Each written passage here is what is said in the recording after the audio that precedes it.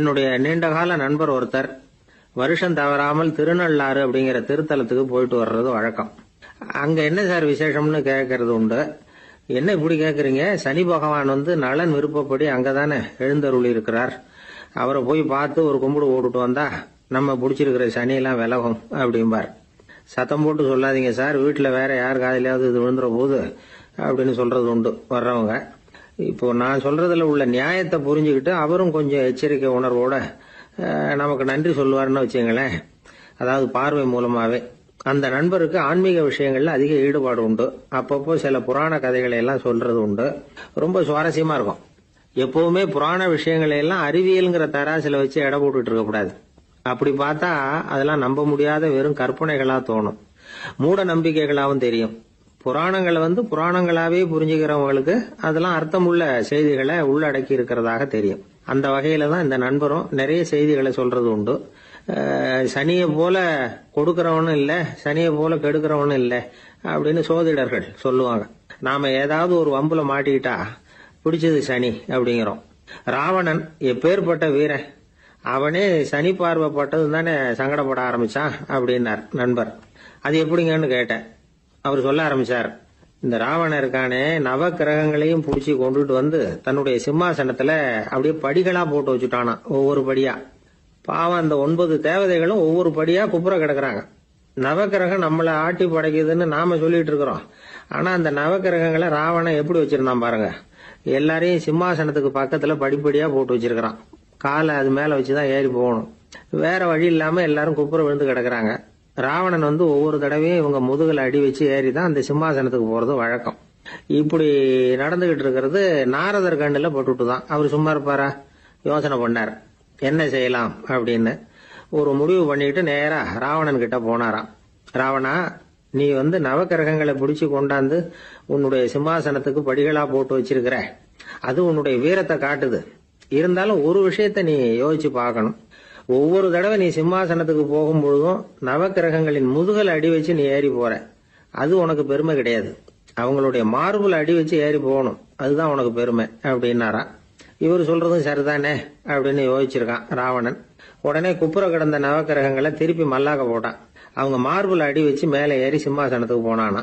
அப்படி போயிட்டு இருக்கும் பொழுது சனி பகவானின் பார்வை அவன் மேல பட்டுதான். அவ்வளவுதான். என்னாச்சு தெரியுமா? சூர்பனகை தேடி வந்தா. சீதையோட அழகை பத்தி தன்னுடைய அண்ணன் கிட்ட சொல்ல ஆரம்பிச்சுட்டா.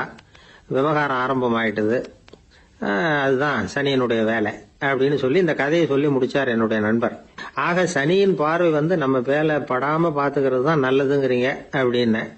ஆமா சார், இப்ப கூட நான் உங்க வீட்டுக்கு வந்திருக்கிறதே ஒருத்தருடைய பார்வை என் மேல படக்கூடாதுங்கிறதுக்காகத்தான் அப்படின்னாரு. யாருங்க அதுன்னு கேட்ட. என்னுடைய மாமனார் சார். அவசரத்துக்கு அவர்கிட்ட கொஞ்சம் கடன் வாங்கிவிட்டேன். நம்ம மாப்பிள்ளை தானேன்னு சொல்லி அவரு விட்டு கொடுக்கறதுக்கு தயாரா இல்ல. இன்னைக்கு இப்ப அவரு எங்க வீட்டுக்கு வரக்கூடிய நேரம், அதுதான் அவர் பார்வையிலிருந்து படாம தப்பிக்கலாங்கிறதுக்காக இங்க வந்துட்டேன் அப்படின்னார். பார்வை படணும்னு இருந்தா பட்டுத்தான் தீரும் போல இருக்கு அப்படின்னா. என்ன சார் சொல்றீங்கன்னார் ஒன்னும் புரியாம. நீங்க இங்கதான் வருவீங்கன்னு அவருக்கு ஏற்கனவே தெரியும் போல இருக்கு. அதனால உங்களுக்கு முன்னாடியே உங்க மாமனார் இங்க வந்துட்டார். அதுவும் அந்த பீரோவுக்கு பக்கத்துலதான் பின்னாடி மறைஞ்சு நின்றுட்டு இருக்கிறார் அப்படின்னு.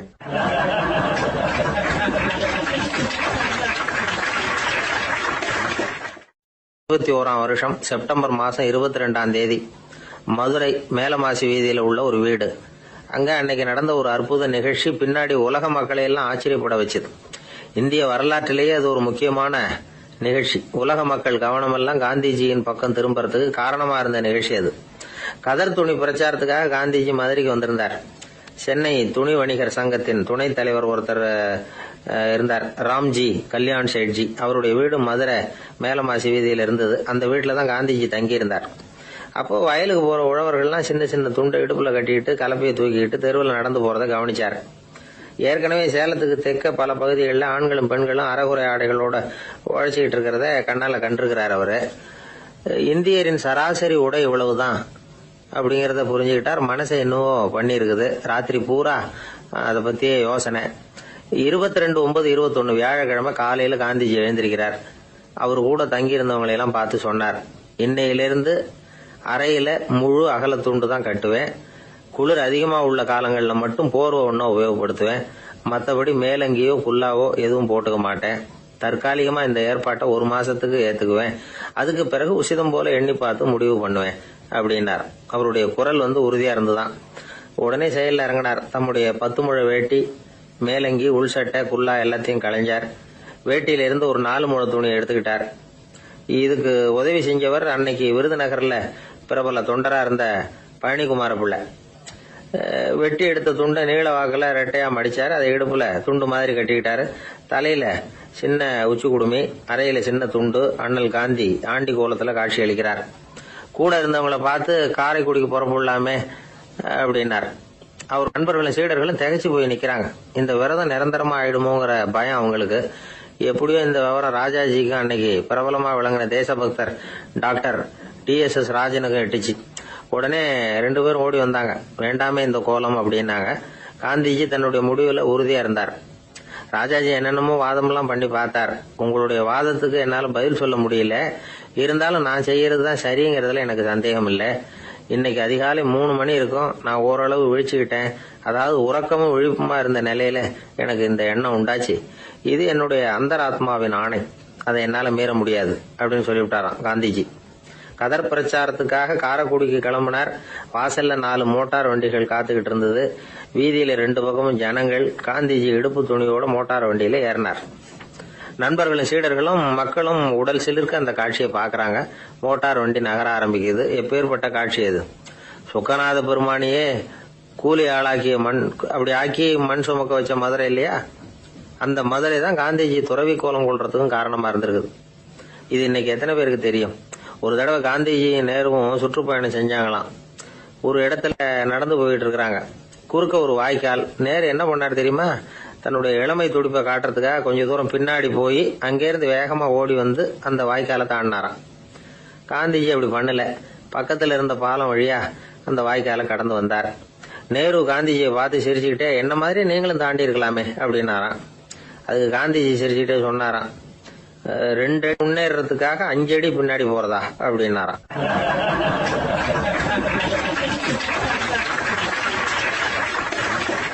ஒரு பள்ளிக்கூடம். அதுல வசதியான வீட்டுக்குள்ள ஒருத்தன் படிச்சுக்கிட்டு இருந்தான். இன்னொரு ஏழை பையனும் அங்க படிச்சுக்கிட்டு இருக்கிறான். இவங்க 2 பேரும் ஒரே தெருவுல தான் இருக்கிறாங்க. பணக்கார வீட்டு பையன் பங்களாவில் இருந்தான். அவனுக்கு வேலை செய்யறதுக்காக சில வேலை ஆட்கள் உண்டு. அதனால அவன் நல்லா சாப்பிடுவான், தூங்குவான். ஏதோ வரணுமேங்கிறதுக்காக பள்ளிக்கூடத்துக்கு வருவான், போவான், அவ்வளவுதான். இந்த ஏழை பையன் இருக்கானே, அவன் அப்படி இல்லை. காலையில எழுந்திருப்பான், உடற்பயிற்சி பண்ணுவான். அவங்க வீட்டுல கிடைக்கிற சாதாரண உணவு அத அளவோட சாப்பிடுவான். வீட்டுல உள்ள வேலைகளையும் செய்வான். பள்ளிக்கும் தவறாம வந்துருவான். அவனுக்கு கூட பிறந்த சகோதர சகோதரிகள் 8 பேர். எல்லாரும் தன்னம்பிக்கையோட அவங்க வேலையை செஞ்சுக்கிட்டு இருந்தாங்க. இந்த பையன் எப்பவும் உண்மையதான் பேசுவான், கடமையை ஒழுங்கா செய்வான். ஆசிரியர்களுக்கு இவனை ரொம்ப பிடிக்கும். அதனால இவன் அந்த பள்ளிக்கூடத்து மாணவர் தலைவனா ஆக்கியிருந்தாங்க. இது அந்த பெரிய இடத்து பையனுக்கு பிடிக்கல. மாணவர் தலைவனுக்கு பணிஞ்சு போறதுக்கும் அவனுக்கு விருப்பம் இல்லை. ஒரு நாள் வகுப்புல ஆசிரியர் எல்லா மாணவர்களுக்கும் ஒரு வேலை கொடுத்தார். எல்லாரும் அதை சுறுசுறுப்பா செஞ்சுக்கிட்டு இருக்கிறாங்க. இவன் மட்டும் சோம்பலா உட்காந்துருக்கிறான். ஆசிரியர் அந்த பக்கமா வந்தார். இதை பார்த்துட்டார். உடனே மாணவர் தலைவனா இருக்கிற அந்த ஏழை பையனை கூப்பிட்டார். இந்த பாருப்பா, ஏன் அந்த பையன் இப்படி சும்மா உட்காந்துருக்கிறான், என்னன்னு விசாரிச்சு சொல்லு அப்படின்னு சொல்லிவிட்டு உள்ள போயிட்டார். இவன் மெதுவா போய் அவன்கிட்ட விசாரிச்சான், ஏன் இப்படி சோர்ந்து போய் உட்காந்துருக்கிற அப்படின்னு. அவன் ரொம்ப அலட்சியமா இவனை திரும்பி பாக்குறான். என்னோட சிரமம் உனக்கு என்ன தெரியும்? வீட்டுல என்னுடைய சௌகரியங்களை கவனிக்கிற வேலையாட்கள் 2 பேரும் இன்னைக்கு வேலைக்கு வரல. அதனால என்னோட வேலையெல்லாம் நானே கவனிக்கிற மாதிரி ஆயிட்டுது. அதனால சோர்ந்து போயிட்டேன் அப்படின்னு நானு. அப்புறம் கேட்டிருக்கான், அது சரி, உன்னுடைய வீட்டுல உன்னுடைய வேலைக்காரங்க வராத போது நீ எப்படி சமாளிக்கிற அப்படின்னு கிண்டலா கேட்டிருக்கான். அதாவது இவன் ஏழைங்கிறதையும் இவன் வீட்டுல வேலை செய்யறதுக்கு யாரும் இல்லைங்கிறதையும் இப்படி சொல்லி கிண்டல் பண்றான். இந்த ஏழை பையனுக்கு இது புரிஞ்சுது. மனசு வேதனை போட்டுது. இருந்தாலும் வெளியில காட்டியாம சிரிச்சுக்கிட்டே சொன்னானா, எனக்கு அந்த கவலையே கிடையாது. என்னுடைய உதவிக்கு நான் நினைச்ச உடனே என்னுடைய காரியத்தை செய்யறதுக்கு 8 பேர் எப்பவும் தயாரா இருப்பாங்க அப்படின்னு நானு. இவன் இப்படி சொன்னதும் அவனுக்கு ஒரு மாதிரி ஆயிட்டுதான். தலையை குனிஞ்சுக்கிட்டே போயிட்டான். உள்ளே உட்கார்ந்து இருந்த ஆசிரியர் காதுல இது விழுந்தது. உடனே இந்த ஏழை பையனை உள்ள கூப்பிட்டு போனாரு. கேட்டாரு, என்னப்பா இப்படி சொல்ற? இவன் பொய் சொல்ல மாட்டாங்கிறது அவருக்கு தெரியும். அவனை சமாளிக்கிறதுக்காக இப்படி ஒரு பொய்யை சொல்லியிருப்பாங்கிறதையும் அவரால் ஏத்துக்க முடியல. ஏன்பா, நீ நினைக்கிற காரியத்தை செய்ய 8 பேர் தயாரா இருக்கிறதா சொன்னிய, உன்னுடைய சகோதர சகோதரிகளை குறிப்பிட்டு அப்படி சொன்னியா அப்படின்னு கேட்டார். இல்லைங்க ஐயா, நான் அவங்கள குறிப்பிட்டு அப்படி சொல்லலைன்னா. அப்படின்னா பொய் சொன்னியா? இந்த சின்ன விஷயத்துக்கு அப்படி பொய் சொல்லலாமான்னார். ஐயா, நான் பொய்யும் சொல்லலைன்னா. இவன் அப்படின்னா நீ சொன்னதுக்கு என்ன அர்த்தம்னார். இப்ப அந்த பையன் சொல்றான், ஐயா நான் நினைக்கிறத செய்து முடிக்க என் கூட இருக்கிற அந்த 8 பேர் யாருன்னா 2 காலு 2 கை வாய் மூக்கு கண்ணு காது ஆக மொத்தம் 8. இவங்க தான் அந்த வேலை ஆட்கள். நான் சொல்றதை செய்யறதுக்கு, நான் சொல்றதை கேட்கறதுக்கும் செய்யறதுக்கும் அவங்க எப்பவும் தயாரா இருக்காங்க. அந்த அளவுக்கு என்னுடைய பயிற்சிகள் பழக்க வழக்கங்கள் மூலமா அவங்கள நல்ல நிலைமையில வச்சிருக்கிறேன் அப்படின்னா. இந்த கதைய சுவாமி சின்மயானந்தர் சொல்றது வழக்கம். இயற்கை நமக்கு கொடுத்திருக்கிற வேலை ஆட்கள் இந்த 8. இவங்களை நல்ல முறையில வச்சிருந்து வேலை வாங்க வேண்டியது நம்முடைய கடமை. அந்த கடமையை ஒழுங்கா செஞ்சுக்கிட்டு வந்தா வாழ்க்கையில வெற்றி நிச்சயம். இல்லைன்னா குழப்பம்தான். புத்தி சரியா இல்லைன்னா இந்த வேலையாட்கள் நாம சொல்றத கேட்க மாட்டாங்க. ஒருத்தன் குடி போதையில தள்ளாடி தள்ளாடி போய் ஒரு மரத்துல முட்டிக்கிட்டானா. தலையில கட்டு போட்டுக்கிட்டு மறுநாள் வந்திருக்கான். ஏன்டா இப்படி பண்றேன்னு கேட்டிருக்காங்க. நான் ஒதுங்கி போன்னு தான் சொன்னேன், அது கேட்கல அப்படின்றான். எது கேட்கல? உன்னோட காலா அப்படின்னு கேட்டிருக்காங்க. இல்லைங்க, அந்த மரம் அப்படின்னு நானா.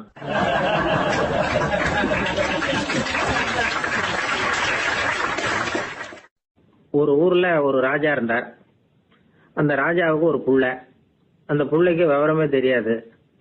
அவன் ஒரு முட்டாள்ங்கிறது எல்லாருக்கும் தெரியும். ஆனாலும் அவன் தான் அடுத்தபடியா ஆட்சிக்கு வர வேண்டியவன். ஆட்சி பொறுப்பை ஏற்க வேண்டிய ஒருத்தன் இப்படி இருந்தா என்ன பண்றது அப்படிங்கிறது எல்லாருக்கும் உள்ள கவலை. மன்னர் அமைச்சர்களை கூட்டினார், ஆலோசனை கேட்டார் என்ன பண்ணலாம்னு. இவனை இன்னொரு நாட்டு பல்கலைக்கழகத்துக்கு அனுப்பி பார்க்கலாம். அங்க போய் படிச்சுட்டு வரட்டும், நிறைய படிச்சுட்டு நல்ல ஞானத்தோட திரும்பி வரட்டும், அதுக்கப்புறம் பாத்துக்கலாம் அப்படிங்கறது அவங்க சொன்ன ஆலோசனை. மன்னருக்கும் அது சரின்னு தோணுச்சு. மகனை வெளி தேசத்துக்கு அனுப்பி வச்சார். இவனும் போனான். ஒரு பல்கலைக்கழகத்துல சேர்ந்தான். நிறைய படிச்சான். அதுக்கப்புறம் தந்தைக்கு ஒரு கடிதம் எழுதினான். தந்தையே, நான் நிறைய படிச்சுட்டேன், இனிமே நாடு திரும்பலாம்னு நினைக்கிறேன் அப்படின்னு எழுதினான். மன்னருக்கு ரொம்ப மகிழ்ச்சி. அதாவது புள்ள படிச்சுட்டான் அப்படிங்கிற ஆனந்தம். உடனே பையன் திரும்பி வர்றதுக்கு ஏற்பாடு பண்ணார். இளவரசன் நாடு திரும்பினா. அதை கொண்டாடுறதுக்காக அரண்மனையில ஒரு பெரிய விருந்துக்கு ஏற்பாடு பண்ணியிருந்தாங்க. முக்கியமானவங்க எல்லாம் அதுல கலந்துகிட்டாங்க. அந்த விருந்துக்கு முனிவர் ஒருத்தரும் வந்திருந்தார். அவரு இளவரசன் கிட்ட போய் உட்காந்து விசாரிக்கிறார். என்னப்பா, எப்படி படிச்சிருக்கிற அப்படின்னு கேட்டார். நிறைய படிச்சுட்டு வந்திருக்கிறேங்க அப்படின்னா. அவன் என்னெல்லாம் படிச்ச அப்படின்னாரான். எல்லாத்தையும் விவரமா சொல்லி இருக்கிறான். அவன் அப்படி சொல்லிட்டு இருக்கும் பொழுதே முனிவர் என்ன பண்ணாரு, தன்னுடைய மோதிரத்தை கழட்டி உள்ளங்கையில வச்சு அப்படியே மூடிட்டாரான். அப்படியே கையை நீட்டி அவன் முன்னாடி காட்டினார். இந்த பாருப்பா, என் கைக்குள்ள என்ன இருக்கு சொல்லு பார்க்கலாம் அப்படின்னாரான். இளவரசன் ஒரு கணம் யோசிச்சான்.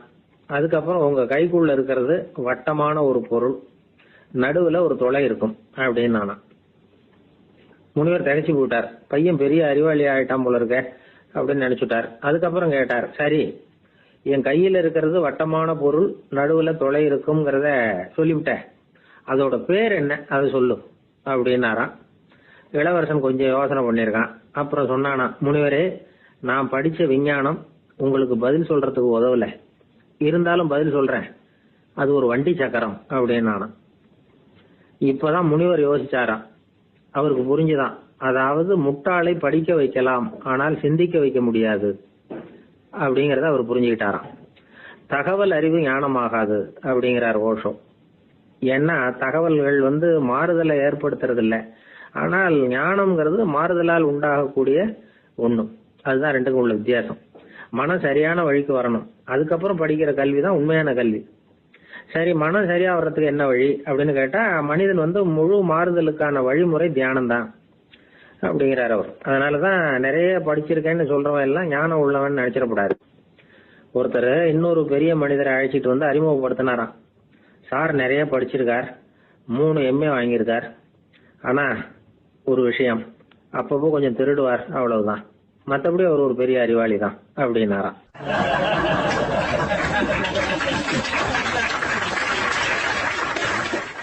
ஒருத்தர் குதிரை ரேஸுக்கு போனார், பணம் கட்டினார், தோத்து போயிட்டார்.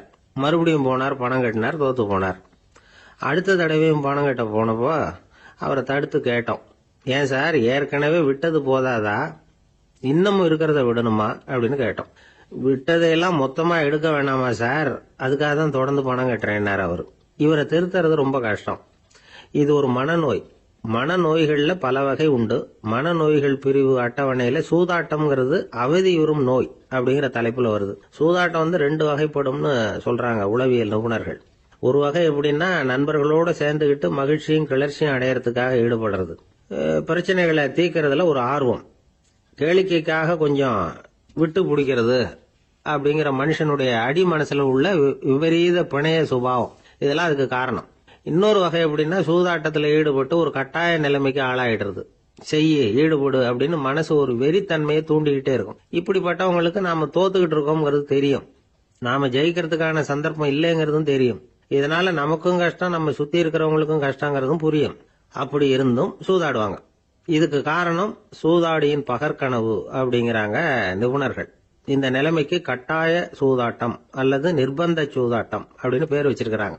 இப்படிப்பட்ட ஆசாமி இருக்கிறது பூரா விட்டுருவான், கடன் வாங்குவான், திருடுவான். இருந்தாலும் என்னைக்காவது ஒரு நாள் ஜெயிச்சிருவேன் அப்படின்னு சொல்லிக்கிட்டே இருப்பான்.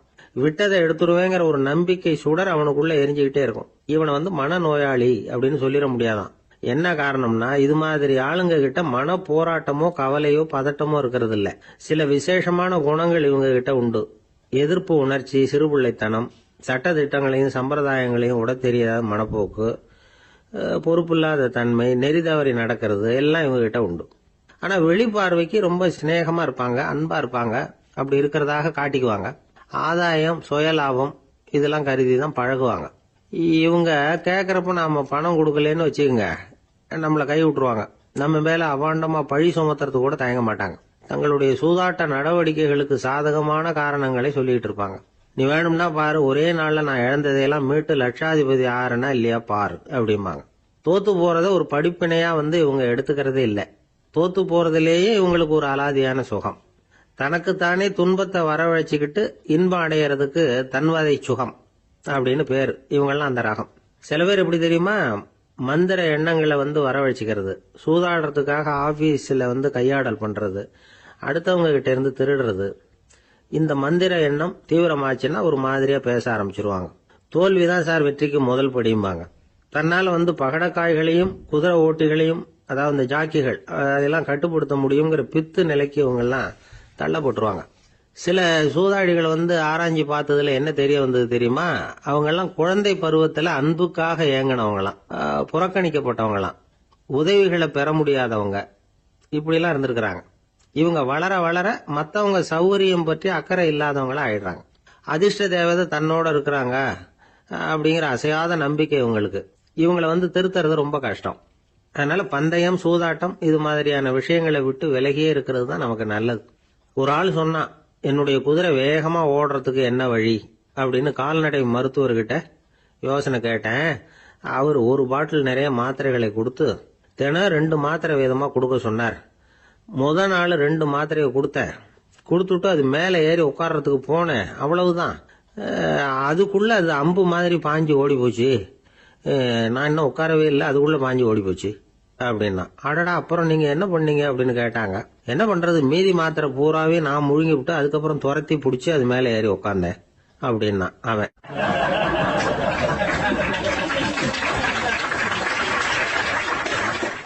ஒரு ஊர்ல ஒரு மன்னர் இருந்தார். அந்த ஊர்ல அடிக்கடி சேவல் சண்டை நடக்கிறது வழக்கம். அரண்மனையில ஒரு ஆள் இருந்தான். மன்னருக்காக அவன் ஒரு சேவல் வாங்கிட்டு வந்தான். சண்டை போடுறதுக்காக அந்த சேவலை தயார் பண்ணிட்டு இருந்தான். கொஞ்ச நாள் ஆச்சு. மன்னர் அந்த ஆளை கூப்பிட்டார். என்னப்பா, சேவல் தயாராயிட்டுதா அப்படின்னு கேட்டார். இன்னும் அது தயாராகல மன்னா, இன்னும் வளரல, அதுக்கான தகுதி இன்னும் அதுக்கு வரல அப்படின்னா. எதனால அப்படி சொல்றேன்னாரு. கோபம் ரொம்ப கடுமையா இருக்குது அப்படின்னா. சரி அப்படின்னு விட்டுட்டார். மறுபடியும் கொஞ்ச நாள் ஆச்சு. இப்ப எப்படி நிலைமை, சேவல் தயாரா அப்படின்னார். இன்னும் இல்ல அரசே, மற்ற சேவல் எங்கேயாவது கூவுற சத்தம் கேட்டா உடனே இது பரபரப்பாயிடுது, பக்கத்துல ஒரு சேவலின் நிழலை கண்டா கூட இது பரபரப்பாயிடுது அப்படின்னா. சரி, இன்னும் கொஞ்ச நாள் ஆகட்டும்னு விட்டுட்டார். கொஞ்ச நாள் ஆச்சு. இப்ப மறுபடியும் விசாரிச்சார்.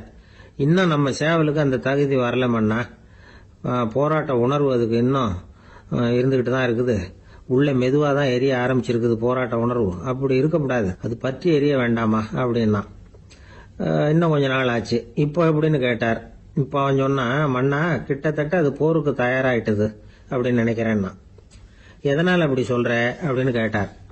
மற்ற சேவலின் குரலை கேட்டால் அது அசையறதே இல்லை, ஒரு பொம்மை மாதிரி ஆயிடுது. அதுக்கு உள்ள ஒரு நுட்பமான விழிப்புணர்வு வந்துட்டுது. அதனால அது அமைதியா இருக்குது, மௌனமா இருக்குது. இனிமே அதுக்கு இணையான சேவலே கிடையாது. வெற்றி பெற அது போராட வேண்டிய அவசியமே இல்லை. அதை பார்த்த உடனே எதிரி சேவல்கள் பயந்துட்டு ஓடி போடும் அப்படின்னு சொன்னானா. அந்த சேவலை வளர்த்தவர் சி சிங் சு அப்படின்னு பேரு. இந்த சுசுகி சொன்ன கதையா அது. ஞானிகள் என்ன சொல்றாங்க தெரியுமா? அந்த சேவலின் ரகசியத்தை நீயும் கற்றுக்கொள், நீ அப்படி ஆயிடு, சண்டை போடாமலே வெற்றிகள் பெறுகிற நுட்பத்தை புரிந்து கொள். இதுதான் ஞானிகள் உபதேசம். ஒரு குரு கிட்ட ஒருத்தன் போயிருக்கிறான். எனக்கு சண்டை போட கத்து கொடுங்கன்னா. அதுக்கு என்ன செய்யணும்னார்.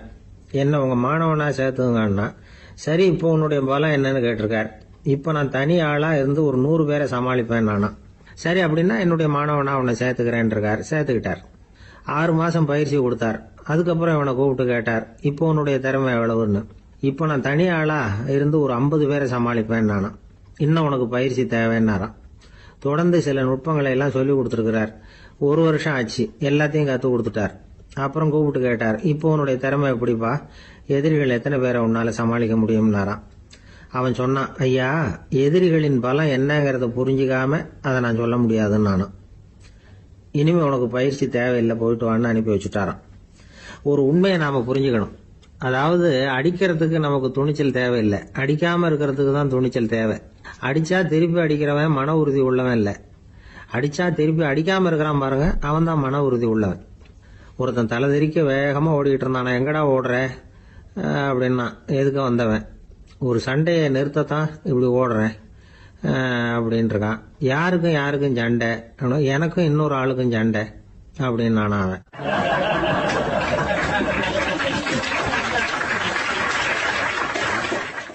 பொங்கல் திருநாள். பொங்கல் திருநாள்னா இது ஏதோ அறுவடை திருநாள் அப்படின்னு சொல்லுவோம். அதாவது வருஷம் பூரா நாம பாடுபட்டு அதனுடைய பலனை அனுபவிக்கிற நாள் அப்படிங்கிறது நாம சொல்லிட்டு இருக்கிறது. இது முக்கியமா இது ஒரு நன்றி அறிவிப்பு நாள் அப்படின்னு சொல்லுவாங்க. இன்னைக்கு நிறைய நன்றி அறிவிப்பு கூட்டம்லாம் நடந்துகிட்டு இருக்குல்ல, அது மாதிரி விவசாயிகள் நடத்துகிற ஒரு நன்றி அறிவிப்பு விழா இது. யாருக்கு நன்றி சொல்றாங்கன்னா ஆதவனுக்கு. அதாவது சூரியன் இல்லைன்னா விவசாயம் இல்லை. அதனால ஆதவனுக்கு நன்றி செலுத்துகிற நாளாக இந்த பொங்கல் திருநாளை நாம கொண்டாடுறோம். அதாவது இந்த பொங்கல்ல விவசாயிகள்ட்ட இருந்து நிறைய பண்புகளை நாம தெரிஞ்சுக்க வேண்டிய நாள் இது.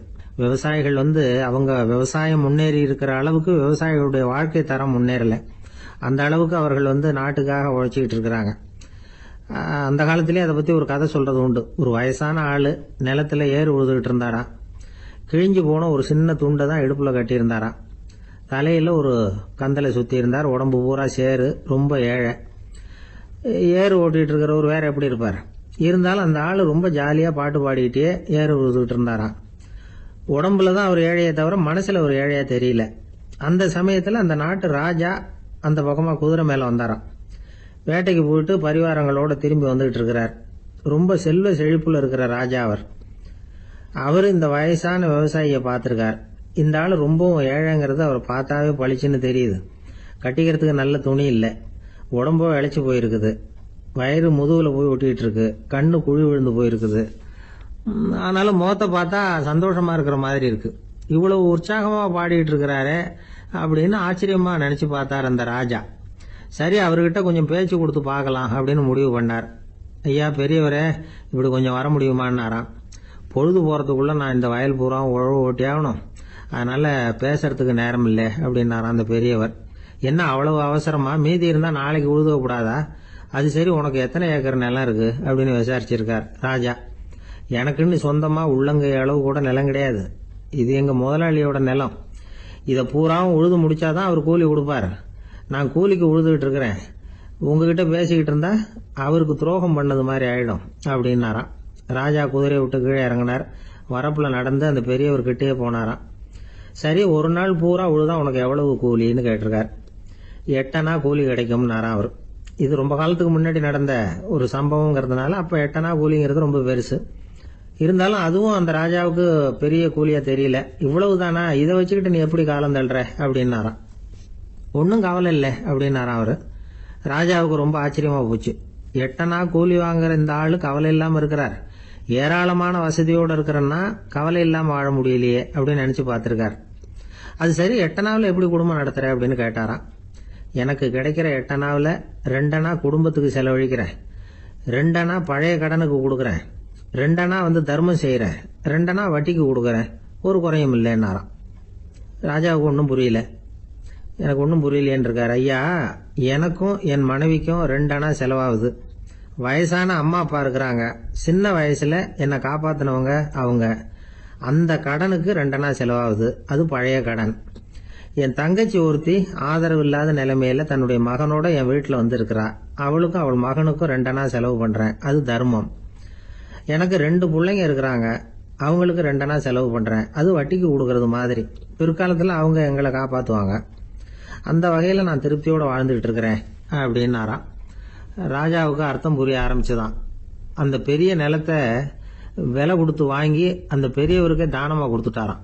இப்போ உழுதவருக்கே நிலம் சொந்தமாயிட்டது. அன்னையிலேருந்து அரசனுக்கும் ஆறுதல் கிடைச்சுதான். இப்படி ஒரு கதை சொல்லுவாங்க. 8 அணா வருமானத்தை வச்சுக்கிட்டு எப்படி காலத்தை தள்ளுறதுன்னு சொல்றதுக்காக இந்த கதையை சொல்றதாக யாரும் தப்பா நினைச்சுக்க கூடாது. கிடைக்கிறத எப்படி பங்கு போடுறார், எப்படி திருப்தியா வாழறார் அப்படிங்கிறது தான் முக்கியம். அது மாதிரி இன்றைக்கு இந்த பொங்கல் திருநாளில் உழவர்கள் மனசு மகிழ்ச்சியா இருந்ததுன்னா அது எல்லாரும் மகிழ்ச்சியா இருக்கிறது மாதிரி அர்த்தம். அதனால அவர்கள்ட்ட இருந்து நாம பாடம் கத்துக்கணும். சில உழவர்கள் தங்கள் நிலத்துல விளையறத தாங்கள் சாப்பிட மாட்டாங்க, அடுத்தவங்கள்ட்ட வித்துட்டு சந்தையில போய் வேற அரிசி வாங்கிட்டு வந்து தான் இவங்க சாப்பிடுவாங்க. அப்படிப்பட்ட விவசாயிகள்லாம் இது உண்டு. பங்கிடுகிற பண்பை உழவர்கள்ட்ட இருந்து கற்றுக்கொள்ளுங்கள் அப்படிம்பாங்க.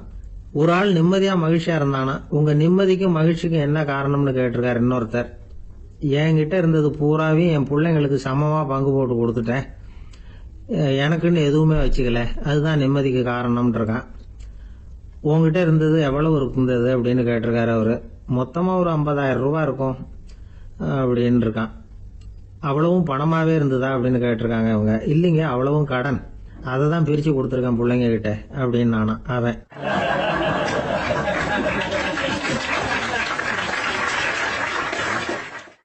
எது ரொம்பவும் கஷ்டமான காரியம் அப்படின்னு கேட்டார் ஒருத்தர்.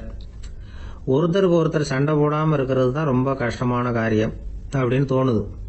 ஒரு நாட்டுக்கும் இன்னொரு நாட்டுக்கும் சண்டை, நாட்டுக்குள்ளேயே ஒரு குரூப்புக்கும் இன்னொரு குரூப்புக்கும் சண்டை.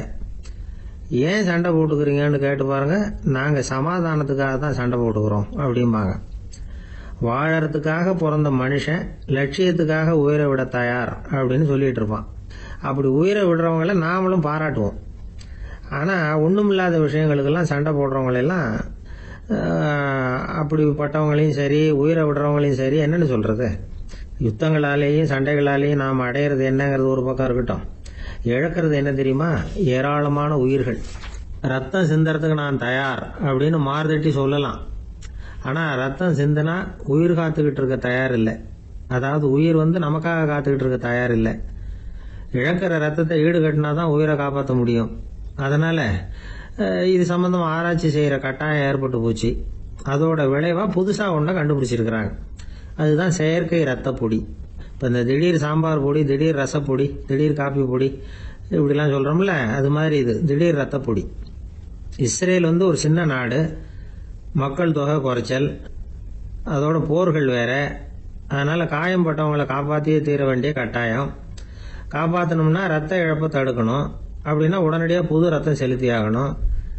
திடீர்னு ரத்தம் வேணும்னா எங்கே போகிறது? அதுவும் கிடைக்கிற ரத்தம் சேர்ற குரூப்பாக இருக்கணும். ஒரு வேடிக்கை பார்த்தீங்களா, நான் வேற குரூப்பு நீ வேற குரூப்புன்னு இவன் சண்டை போடுறான். இதில் அடிபட்டவனுக்கு ரத்தம் கொடுக்க போனால் அதுலேயும் அது வேற வேற குரூப்பாக இருக்குது. அது ரத்தமும் வேற வேற குரூப்னு சொல்லிட்டு இருக்குது. எந்த குரூப் ரத்தம் வேணும், அது உடனடியாக கிடைக்கலன்னா என்ன பண்றது? இப்படிப்பட்ட கஷ்டம்லாம் நமக்கு வந்துடுது. இதுக்காக தான் விஞ்ஞானிகள் இந்த ரத்த பொடியை கண்டுபிடிச்சிருக்கிறாங்க. அதாவது ஒரு ஆள் அடிபட்டு போட்டான்னு வச்சுங்களேன், அவனுக்கு ரத்தம் கிடைக்கல, உடனே என்ன பண்ணலாம்? இந்த சுத்தப்படுத்தப்பட்ட தண்ணீரை கொஞ்சம் எடுத்துக்க வேண்டியது, அதில் இந்த ரத்த பொடியை கரைக்க வேண்டியது. இப்போ இந்த செயற்கை ரத்தம் தயாராகிட்டுது. இதை அந்த ஆள் உடம்புல ஏற்றி விட்டுற வேண்டியது. இயற்கையாக நம்ம உடம்புல இருக்கிற ரத்தம் என்னென்ன வேலை செய்யுதோ அதே வேலையை இதுவும் செய்யும். அதாவது ஆக்சிஜனை உடம்புல எல்லா இடத்துக்கும் எடுத்துகிட்டு போகுது. அந்த வேலையை இந்த செயற்கை ரத்தமும் செஞ்சுடுது. ஆனால் ஒரு விஷயம், இந்த செயற்கை ரத்தம் ஒரு அவசரத்துக்கு தான் உபயோகப்படுத்தலாம், ஒரு முதல் உதவி மாதிரி.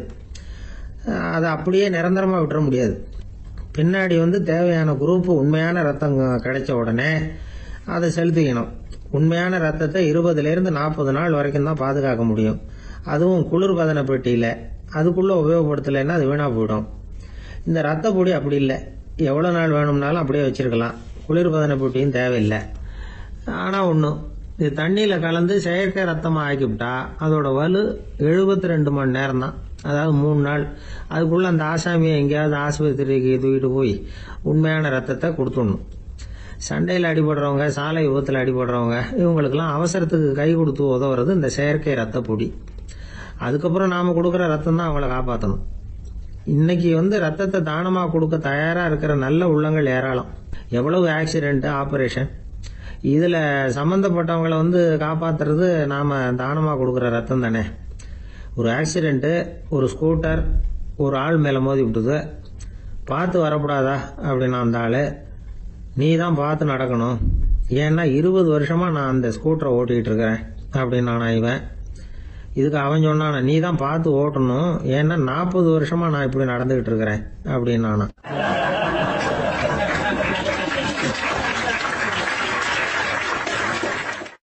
அந்த மரத்தின் உச்சியில ஒரு பறவை கூடு, ஏதோ ஒரு பறவை கூடு கட்டியிருந்தது. அது என்ன பறவைன்னா ராஜாளி. ஒரு குரங்கு அந்த மரத்து கிளையில தாவி தாவி குதிச்சுக்கிட்டு இருந்தது. அப்போ இந்த கூட்டுல இருந்த முட்டை அது கண்ணுல போட்டுவிட்டது. அதுக்கப்புறம் அது சும்மா இருக்குமா, விளையாட்டா ஒரு முட்டையை எடுத்தது, மரத்தை விட்டு கீழே இறங்கிச்சு.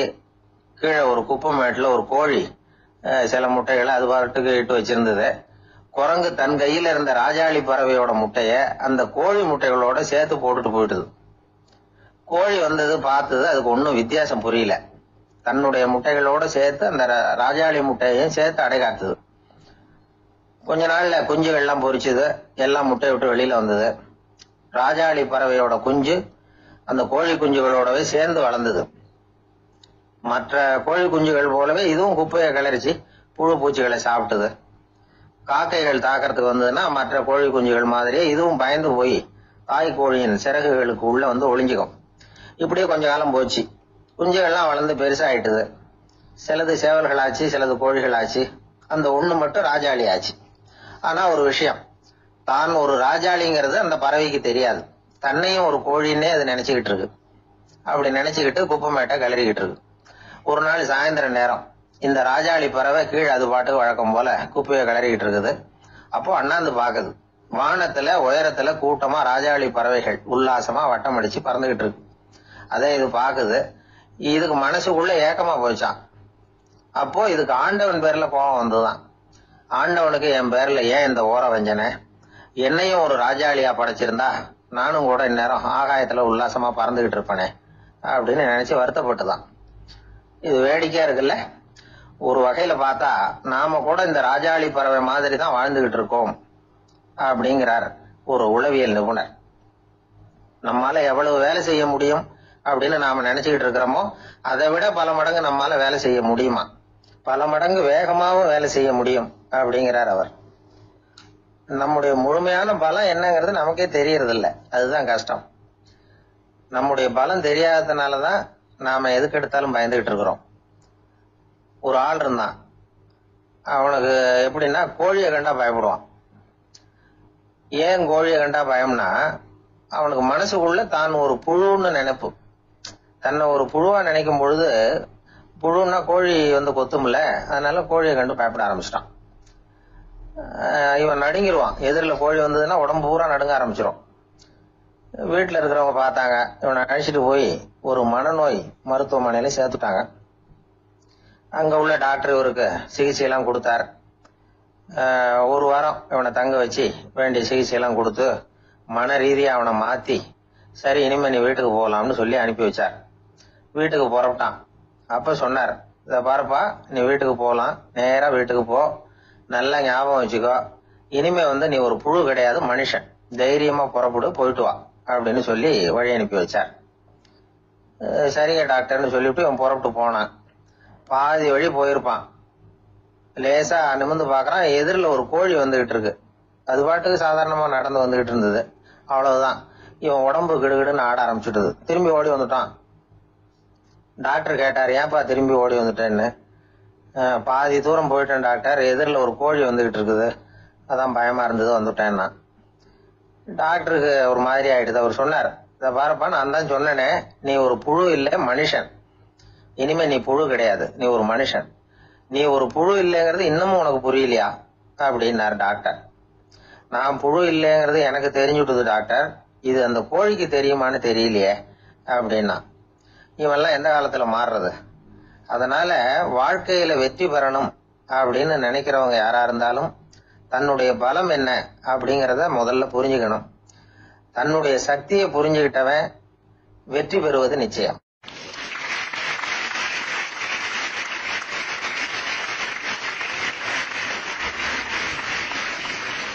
ஒருத்தர் அவசரமா போய்கிட்டு இருந்தார். எங்க போய்கிட்டு இருக்கீங்க அப்படின்னு கேட்டார் ஒரு பெரியவர். கடைக்கு போறேன் சார், சாமான் வாங்கறதுக்கு அப்படின்னார். அங்க போறதுக்கு முன்னாடி தெரிஞ்சுக்க வேண்டியதெல்லாம் தெரிஞ்சுக்கிட்டீங்களா அப்படின்னு கேட்டார் பெரியவர். கடைக்கு போய் காசை கொடுத்து ஒரு பொருளை வாங்கிட்டு வரப்போறோம், இதுல தெரிஞ்சுக்க வேண்டியது என்ன இருக்குது அப்படின்னார் அலட்சியமா.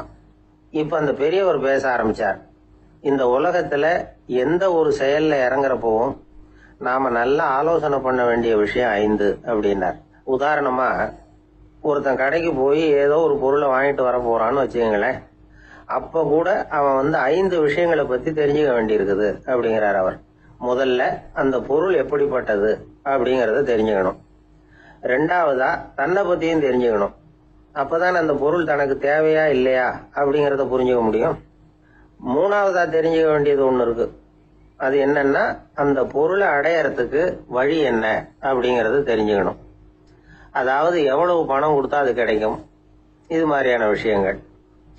4வதா அந்த பொருளை அடையறது மூலமா நாம அடையக்கூடிய பயன் என்ன அப்படிங்கறதையும் உணரணும். 5வது அந்த பொருளை அடையறதுல இருக்கக்கூடிய தடை எது அப்படிங்கறதையும் நாம தெரிஞ்சுக்கணும். பெரியவர் பேசுறது ஏதோ தத்துவம் மாதிரி தெரியுது இல்லையா? தத்துவம் தான். அதாவது இப்படி உலகியல் வாழ்க்கையில சின்ன சின்ன விஷயங்கள்லயே நாம 5 விஷயங்களை தெரிஞ்சுக்க வேண்டி இருக்குது. அது ரொம்ப அவசியமா இருக்கு. பேரின்ப நிலைன்னு சொல்றாங்கல்ல, அது மாதிரி பெரிய சமாச்சாரங்கள்லயும் இந்த 5 விஷயங்களை நாம தெரிஞ்சுக்க வேண்டியிருக்குது. அதுக்கு பேர் என்னன்னா அர்த்த பஞ்சகம். வைணவ சமயத்துல அர்த்த பஞ்சகம்ங்கிறது ரொம்ப பெரிய விஷயம். கடைக்கு போறது மாதிரி கடவுளை பார்க்க போறப்போ நாம 5 விஷயங்களை தெரிஞ்சுக்கணுமா. முதல்ல பரம்பொருள் அப்படிங்கிறது என்ன, அதோட தன்மைகள் என்ன, இத தெரிஞ்சுக்கணும். இதுக்கு பேர் என்னன்னா பரமாத்ம ஸ்வரூபம் அப்படின்னு பேர். 2வது நாம யாரு, நம்மோட தன்மை என்ன அப்படிங்கறத தெரிஞ்சுக்கணும். நான் யாருன்னு எனக்கே தெரியலங்கிறப்போ இத நான் சொல்றேன்னா இது என்னுடையதுன்னு சொல்றது தப்பு தானே. அப்புறம் 3வது விஷயம், பரம்பொருளை நாம அடையறதுக்கு வழி எது, இதை தெரிஞ்சுக்கணும். இது உபாய ஸ்வரூபம் அப்படின்னு பேரு. 4வது விஷயம், நாம அடைய வேண்டிய பயன்கள் என்ன அப்படிங்கறது தெரிஞ்சுக்கிறது. இதுக்கு புருஷார்த்தம் அப்படின்னு பேர். 5வது அந்த பயனை அடைய விடாமல் தடுக்கிற தடைகள் யாவை அப்படிங்கறது தெரிஞ்சுக்கிறது. இது விரோதி ஸ்வரூபம். இதத்தான் தடையியல் அப்படின்னு சொல்றாங்க. அதாவது பரமாத்மாவை பற்றிய அறிவு, ஜீவாத்மாவை பற்றிய அறிவு, உபாயம் பற்றிய அறிவு, புருஷார்த்தம் பற்றிய அறிவு, இந்த 4 அறிவுக்கும் எதிரடையா, அதாவது அதையெல்லாம் தப்பா புரிஞ்சுக்கிறதால உண்டாகக்கூடிய அறிவு விரோதி ஸ்வரூபம். என்ன இது தகவல்ல ஏதாவது கதை சொல்லுவீங்கன்னு பார்த்தா ஏதோ தத்துவம் பேசிட்டு இருக்கிறீங்களே அப்படின்னு நினைக்கலாம். இதுவும் தெரிஞ்சுக்க வேண்டிய ஒரு பெரிய விஷயம்தான். காதுல போட்டு வச்சா எப்போவாவது உபயோகப்படும். என்னுடைய நண்பர் ஒருத்தர் ஒரு நாள் என்கிட்ட சொன்னார், சார், அடுத்த மாசம் தஞ்சாவூர்ல ஒரு கல்யாணம், போறதா வேண்டாமா அப்படின்னு ஒரே குழப்பமா இருக்கு அப்படின்னார். நான் உடனே இந்த அர்த்த பஞ்சக உபதேசம் பண்ண ஆரம்பிச்சேன். அவர் எல்லாத்தையும் பொறுமையா கேட்டுட்டு, சரி சார், நான் போறதுன்னு முடிவு பண்ணிவிட்டேன்னார். எப்படி இந்த முடிவுக்கு வந்தீங்க அப்படின்னு கேட்டேன். அவர் சொன்னாரு, சார், அந்த 2வது பாயிண்ட் ஒண்ணு சொன்னீங்களே, அதை புரிஞ்சுக்கிட்டதுக்கு அப்புறம் தான் இந்த முடிவுக்கு வந்தேன் அப்படின்னாரு. என்ன 2வது பாயிண்ட்னு? அதாவது தன்னை பத்தி புரிஞ்சுக்கணும் அப்படின்னு சொன்னீங்க. உடனே என்னை பத்தி புரிஞ்சுக்கிட்டேன், நான் யாருங்கிறது எனக்கு தெரிஞ்சுது, உடனே போறதுதான் நல்லதுன்னு முடிவு பண்ணிவிட்டேன்னாரு. நீங்க யாருன்னு கேட்டேன். நான் தான் சார் அந்த கல்யாணத்துல தாலி கட்ட வேண்டிய மாப்பிள்ளை அப்படின்னாரு. ஒரு வயசான தாத்தா பாட்டி 60 வருஷத்துக்கு முன்னாடி அவங்களுக்கு கல்யாணம் ஆச்சு. ஒன்னாவே வாழ்ந்தாங்க, ஒன்னாவே இறந்து போனாங்க. இப்ப அவங்க 2 பேரும் சொர்க்கத்துக்கு போய் சேர்ந்தாங்க. அங்கே எல்லா வசதியும் இருந்தது. ஒரு பெரிய பங்களாவே இவங்களுக்கு ஒதுக்கி கொடுத்தாங்களாம். இதுக்கு எவ்வளவு வாடகைன்னு கேட்டார் தாத்தா. வாடகையெல்லாம் கிடையாது, இலவசம் அப்படின்னார் அங்க இருந்தவர். அந்த வீட்டுக்கு பின்னாடி ஒரு பெரிய புல்வெளி இருந்தது. இதுல விளையாட ஏதாவது கட்டணம் உண்டான்னு கேட்டிருக்காரு தாத்தா. அதெல்லாம் ஒன்றும் கிடையாது, பணம்லாம் கட்ட வேண்டியதில்லை அப்படின்னாரு அவரு. பக்கத்துல ஹோட்டல் மாதிரி ஒரு பெரிய கட்டடம், உள்ள சாப்பாட்டு மேஜைகள், அது மேல விதவிதமான பலகாரங்கள். சாப்பாட்டுக்கெல்லாம் எவ்வளவு அப்படின்னு விசாரிச்சாராம் தாத்தா. அதுதான் சொன்னேனே, இங்க எல்லாமே இலவசம்தான், எது வேணும்னாலும் சாப்பிடலாம், எவ்வளவு வேணும்னாலும் சாப்பிடலாம் அப்படின்னாராம். நீங்க சொல்றீங்க அப்படி, ஆனா நான் சர்க்கரை சேர்த்துக்க கூடாது, உப்பு சேர்த்துக்க கூடாது, பாட்டி கையால எப்பவும் பத்திய சாப்பாடு தான் அப்படின்னாராம் தாத்தா. இதை பாருங்க, இங்க உங்களுக்கு அந்த கவலையும் வேண்டியதில்லை. இங்க நீங்க ஸ்வீட்டு சாப்பிடலாம், காரம் சாப்பிடலாம், உங்களுக்கு எந்த நோயும் வராது அப்படின்னாராம் அங்க சொர்க்கத்துல இருந்தவர். இதை கேட்ட உடனே அந்த தாத்தா பக்கத்துல நின்ன பாட்டியை பார்த்து கத்தினாராம். அடி பாவி, எல்லாத்தையும் கெடுத்துட்டிய, நீ எனக்கு பத்திய சாப்பாடு போடாம கண்டதை திங்க விட்டுருந்தா 10 வருஷத்துக்கு முன்னாடியே நான் இங்க வந்து சேர்ந்திருப்பேனே அப்படின்னாராம்.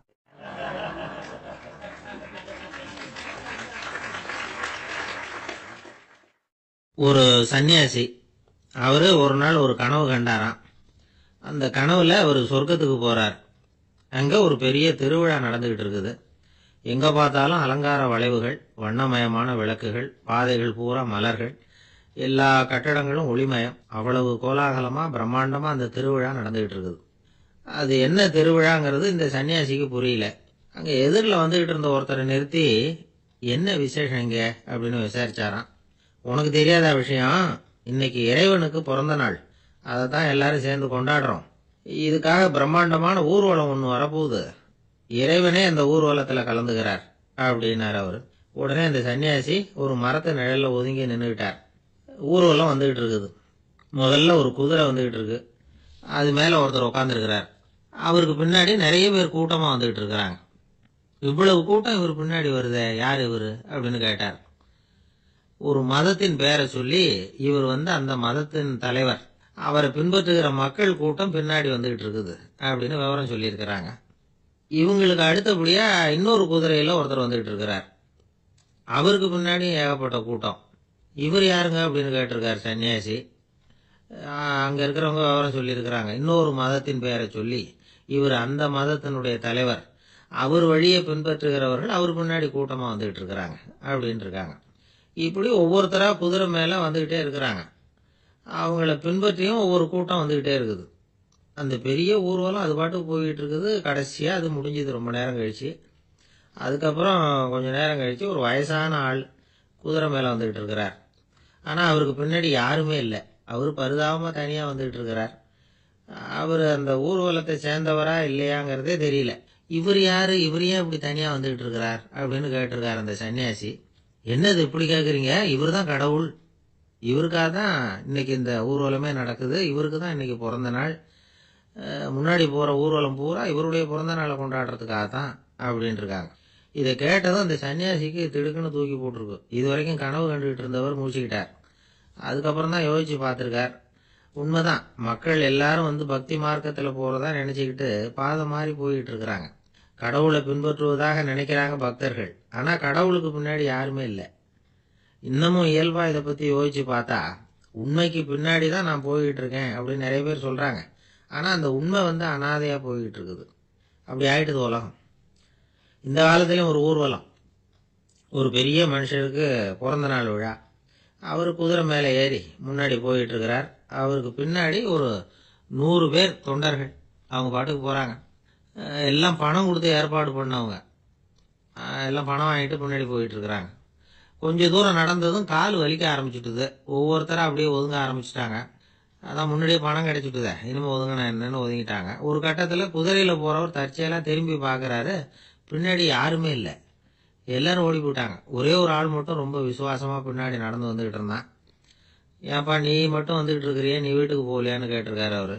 நீங்க அந்த குதிரையையும் அதுக்குள்ள வாடகை பணத்தையும் கொடுத்துட்டீங்கன்னா நானும் போயிடுவேன் அப்படின்னு நானா இந்த ஆள்.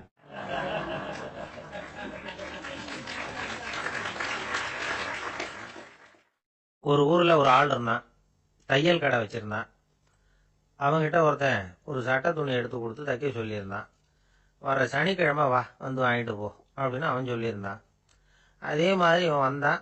அவன் தச்சு வச்சிருந்த சட்டையை கொடுத்தான். இவன் வாங்கி அங்கேயே போட்டு பார்த்தான். கை நீளம் ஒன்றுக்கு ஒன்று வித்தியாசமாக இருந்தது. வலது கை இடது பக்கத்தை விட நீளம் குறைச்சலாக இருந்தது. அவன் முணுமுணுக்க ஆரம்பிச்சுட்டான். என்ன இது இப்படி தைச்சுட்டியேன்னு. இதுக்கு அவன் சொன்னான், ஐயையோ இதுக்காகவா சங்கடப்படுறீங்க, வலது கையை மட்டும் கொஞ்சம் உள்ள இழுத்தாப்புல வச்சுக்கிட்டீங்கன்னா சரியா போகுது. மற்றபடி அந்த சட்டையில் உள்ள கலை அம்சத்தை கவனிங்க, எவ்வளோ அற்புதமாக தைச்சிருக்கேன் பாருங்க. ஒரு சின்ன குறைய இப்படிலாம் பொருட்படுத்த வேண்டியதில்லை. நான் சொன்னது மாதிரி கையை கொஞ்சம் உள்ள இழுத்தது மாதிரி வச்சுக்கிட்டு நடந்து போங்க, ஜோரா இருக்கும் அப்படின்னா. அவனும் யோசிச்சு பார்த்தான். சரியான யோசனையாக தான் தோணுச்சு. கொஞ்சம் முயற்சி பண்ணி வலது கையை கொஞ்சம் உள்ள இழுத்து சட்டை சரியா இருக்கிறது மாதிரி பண்ணிட்டான். இப்போ மறுபடியும் ஒரு பிரச்சனை. வலது கையை உள்ள இழுத்த மாதிரி அப்படியே வச்சுக்கிட்டதும் முதுகு பக்கம் கொஞ்சம் துணி தளர்த்தியா தொங்குறது மாதிரி தெரிஞ்சுது.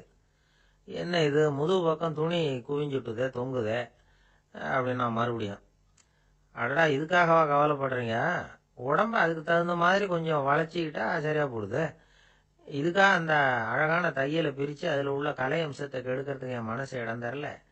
எவ்வளவுக்கு தளர்த்தியா இருக்கோ அவ்வளவுக்கு கொஞ்சம் உடம்ப வளைச்சி அப்படி குனிஞ்சது மாதிரி போங்க போதும் அப்படின்னா. அதுவும் நல்ல யோசனையாக தான் பட்டுது இவனுக்கு. சரின்னு சொல்லிவிட்டு புறப்பட்டான். தெருவில் இறங்கினான். கையை கொஞ்சம் உள்ளே இழுத்தான். உடம்ப கொஞ்சம் முன்னால் வளைச்சான். சட்டைக்கு தகுந்த மாதிரி உடம்ப பண்ணிட்டான். மெதுவாக நடந்து போகிறான். இப்போ எதிரில் இன்னொருத்தன் வரான். இவனை பார்க்குறான். இவன் போட்டிருக்கிற சட்டையை பார்க்குறான். ஆஹா அற்புதம்ங்கிறான். சும்மா சொல்லப்படாது, ரொம்ப நல்லா இருக்கு. நிச்சயமா இது இந்த ஊர் மேலே தெருவில் இருக்கிற ஒருத்தன் இருக்கானே, அவன் தைச்சதாக தான் இருக்கணும் அப்படின்னா. இதை கேட்டதும் அவனுக்கு ஆச்சரியம். எப்படி அவ்வளவு கரெக்டாக கண்டுபிடிச்சிங்க அப்படின்னு கேட்டிருக்கான். இதுக்கு அந்த வழிபோக்கன்னு சொன்னானான், அவன் ரொம்ப கெட்டிக்காரன். உங்களை மாதிரி உடம்பும் கையும் வளைஞ்சு போன ஒரு ஆசாமிக்கு அவனை தவிர வேற யாராலேயும் இவ்வளவு பொருத்தமான ஒரு சட்டையை தைக்க முடியாது அப்படின்னானா. பாருங்க, அவனுக்காக இவன் அனுசரிக்க போய் இவனோட நிலைமை எப்படி ஆயிடுது பாருங்க. இதே மாதிரி தான் சில சடங்குகளும் சம்பிரதாயங்களும் நம்மளை கோமாளி ஆக்கி விட்டுரும். எதுவா இருந்தாலும் அதுல அறிவுபூர்வமான அணுகுமுறை அவசியம். ஒரு நர்ஸ் அவசரமா ஓடி டாக்டர் கிட்ட சொல்லிச்சான், டாக்டர் ஒரு தப்பு நடந்து போச்சு, 10ஆம் நம்பர் பெட்ல இருக்கிற பேஷண்ட்டுக்கு காலில் ஆபரேஷன் பண்றதுக்கு பதிலாக கையில் ஆபரேஷன் பண்ணி விட்டீங்க. கை ஆபரேஷன் பண்ணிக்க வேண்டிய ஆள் 7ஆம் நம்பர் பெட்ல இருக்கார் அப்படின்னு தான். அதுக்கு ஒரு பதட்டப்படாம சொன்னாராம், பரவாயில்ல இவரை தூக்கி 7ஆம் நம்பர் பெட்ல போட்டுரு அப்படின்னாராம்.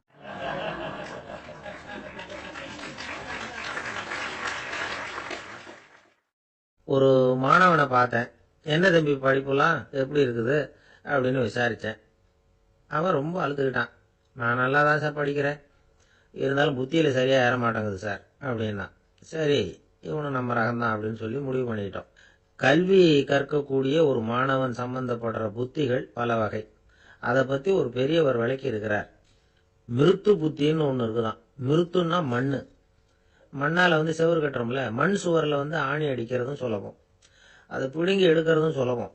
அது மாதிரி சில பேர் குரு சொல்லி கொடுக்கறத சுலபமாக கேட்டு தெரிஞ்சு வச்சுக்குவாங்க, கொஞ்ச நேரத்தில் சுலபமாக மறந்தும் போயிடுவாங்க. இது மிருத்து புத்தின்னு பேர், மண் புத்தி. தாரு புத்தின்னு ஒன்று உண்டான். தாருன்னா மரம். அதில் பச்சை மரத்தில் ஆணி அடிக்கிறது சுலபம், ஆனால் அது எடுக்கிறது கஷ்டம். அது மாதிரி ஆசிரியர்கிட்ட இருந்து கேட்டதை கவனமாக மனசில் பதிய வச்சுக்கிட்டு அதை மறக்காமல் இருக்கிறது தாரு புத்தி. பட்டை மரமாக இருந்தால் அதில் ஆணி அடிக்கிறதும் கஷ்டம், அடிக்கிற ஆணியும் சீக்கிரம் நழுவிடும்.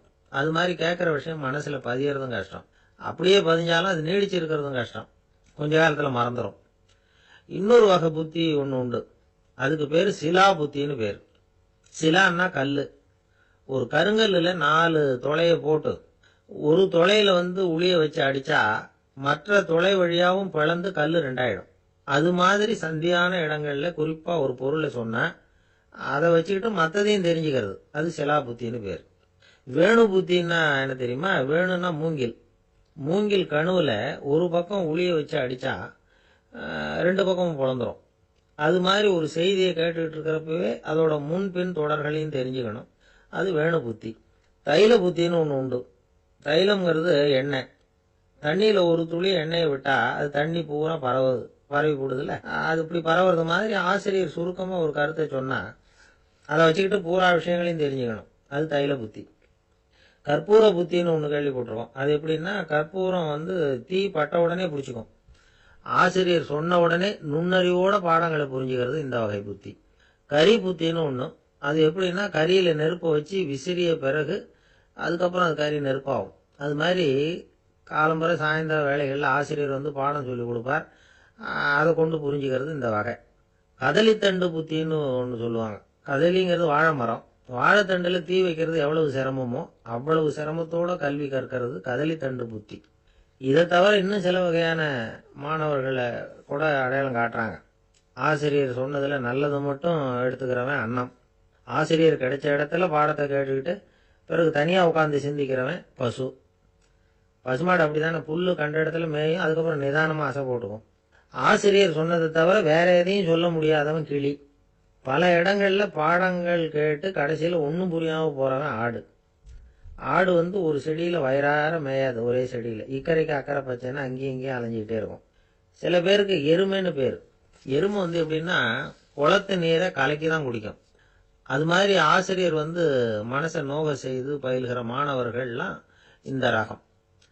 இவ்வளவுலாம் இருந்தாலும் இந்த காலத்து மாணவர்கள்லாம் ஒரு தனி ரகம். ஒரு ஆசிரியர் வகுப்புல பாடம் நடத்திக்கிட்டு இருந்தார். இலக்கண வகுப்பு. இறந்த காலம், நிகழ்காலம், எதிர்காலம், past tense, present tense, future tense, இதை பற்றிலாம் பாடம் நடத்துகிறார். எல்லாம் சொல்லி கொடுத்துட்டு இப்போ நான் ஒரு வாக்கியம் சொல்லுவேன், அது என்ன காலம் அப்படிங்கிறத நீங்கள் சொல்லணும்னார் ஆசிரியர். சரி, நாங்கள் மாணவர்கள்லாம், நான் நாளைக்கும் பாடம் நடத்த போகிறேன், இது என்ன காலம் அப்படின்னு கேட்டார் ஆசிரியர். அதாவது நான் நாளைக்கும் பாடம் நடத்த போகிறேன், இந்த வாக்கியம் என்ன காலம்னு கேட்டார். ஒரு பையன் மெதுவாக எழுந்திரிச்சு சொன்னான், இது எங்க போதாத காலம் சார் அப்படின்னு சொல்லிவிட்டு உட்காந்துட்டானா.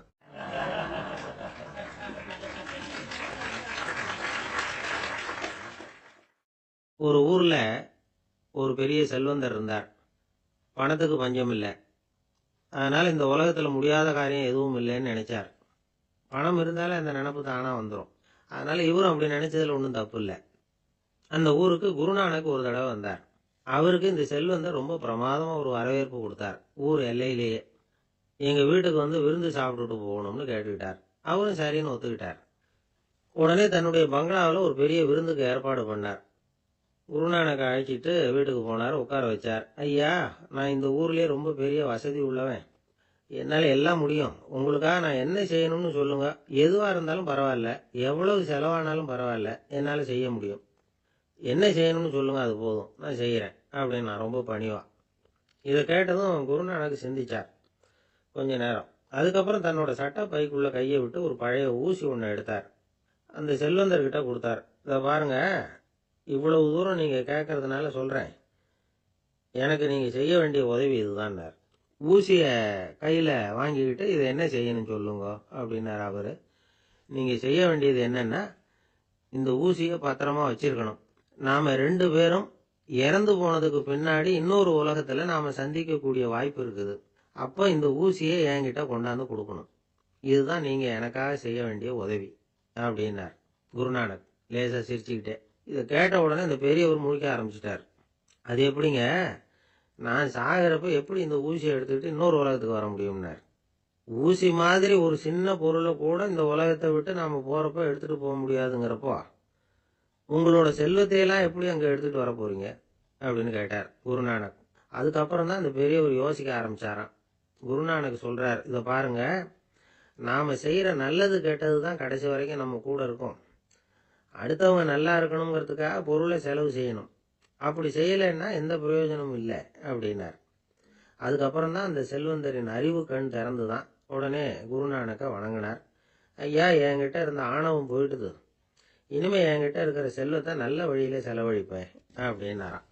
நம்ம கிட்ட இருக்கிற பணம் எப்பவும் நம்ம கூடவே வந்துகிட்டு இருக்காதுங்கிறதுக்கு இது ஒரு உதாரணம். அதுக்காக நாம பணம் சேர்க்கறத பத்தி கவலைப்பட வேண்டியதில்லை, பேசாம படுத்து தூங்கிட்டு இருந்தா போதும் அப்படின்னு இதுக்கு அர்த்தம் பண்ணிக்கப்படாது. முறையான வழியில பணம் சேர்க்கணும், அதை முறையான வழியில செலவு பண்ணணும்.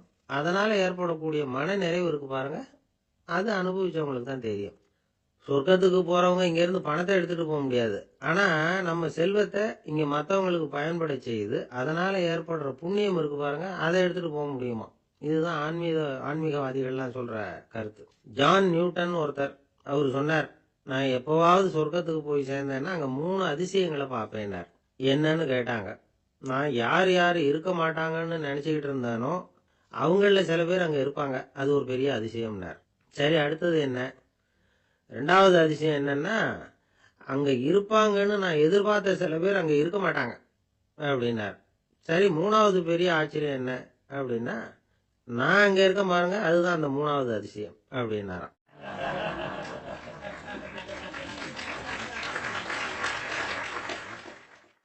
ஒருத்தர் ஓடி வந்தார், இன்னொருத்தரை பார்த்து, சார் உங்க சைக்கிளை ஒரு நாள் இரவல் கொடுங்களேன், பக்கத்து ஊருக்கு போயிட்டு வர வேண்டியிருக்கு அப்படின்னார்.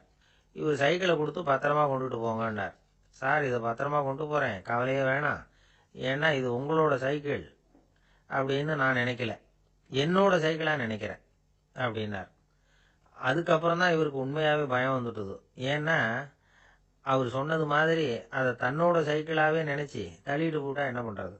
எது எதை நம்முடையதா நினைக்கணுங்கிறதுக்கு ஒரு வரையறை இருக்கு. சில பேர் ஆபீஸையே வீடா நினைச்சு விடுறது உண்டு. அப்படிப்பட்டவங்க கூட வீட்டை ஆபீஸா நினைக்கிறது இல்லை. ஏன்னா வீட்டில் இவர் ஆபீஸரா நடந்துக்க முடியறதில்ல. இதெல்லாம் ஒரு பக்கம் இருக்கட்டும், இப்போ விஷயத்துக்கு வருவோம். பொறியியல் மேதை டாக்டர் விஸ்வேஸ்வரய்யா இருந்தார் இல்லையா, பாரத ரத்னா விருதெல்லாம் கொடுத்தாங்களே. ஆபீஸ் வேலை வேற, சொந்த வேலை வேற அப்படிங்கிறதுக்கு ஒரு உதாரணமா இருந்தவர் அவர். மைசூர் மகாராஜா கிட்ட திவானா இருந்தார். அவர் ஒரு நாள் அரசாங்க வேலை காரணமா வெளியூர் போயிருந்தார். ஹாசன்கிற ஊருக்கு பக்கத்துல ஒரு பயண மாளிகை, அங்க தங்கிவிட்டார். ராத்திரி அங்க தங்கி இருந்துட்டு விடிஞ்சதும் ஊருக்கு திரும்புறதாக திட்டம். ராத்திரி தூங்குறதுக்கு ரொம்ப நேரம் ஆயிட்டுது. ரொம்ப நேரம் வரைக்கும் அரசாங்க சம்பந்தப்பட்ட வேலைகளையே பார்த்துக்கிட்டு இருக்கிறார். அரசாங்க ஃபைல்கள் நிறைய இருந்தது.